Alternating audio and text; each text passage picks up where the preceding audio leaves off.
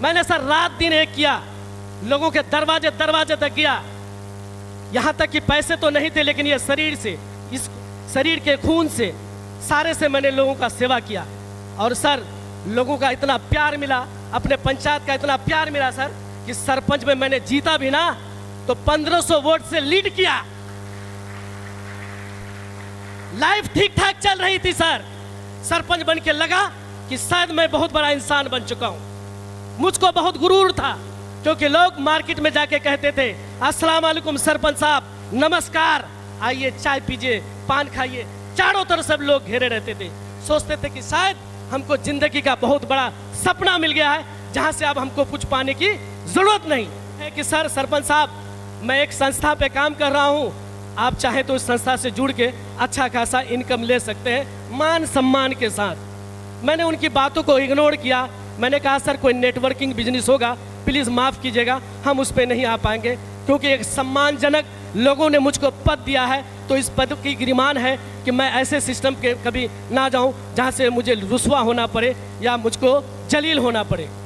Sir ने system के बारे में मुझको कुछ नहीं कहा, बस एक सवाल खड़ा किया। सवाल क्या था सर?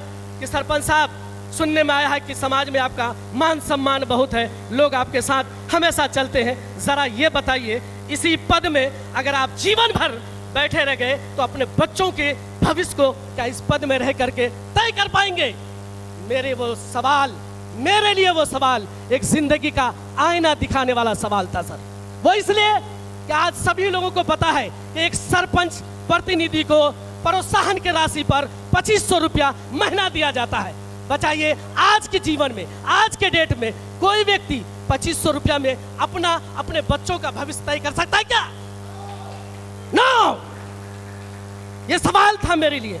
मैंने अपनी जब हैसियत देखी तब मुझको पता चला कि सरपंच साहब, आप तो खुद गड्ढे की तरफ जा रहे हैं, उन मासूम बच्चों को भी गड्ढे की तरफ ले जा रहे हैं। कसम से मैंने कहा, मेरी जिंदगी का सारा जो एक जुनून था सर, एक अलग सा मुझको आ गया। और मैंने सर से एक सवाल किया, सर आज मुझको एक आईना आपने दिखाया, लेकिन अभी भी हमको सिस्टम पे विश्वास नहीं होती है, क्योंकि आपका सिस्टम कहता है महीने का 8 लाख, सप्ते का 2 लाख।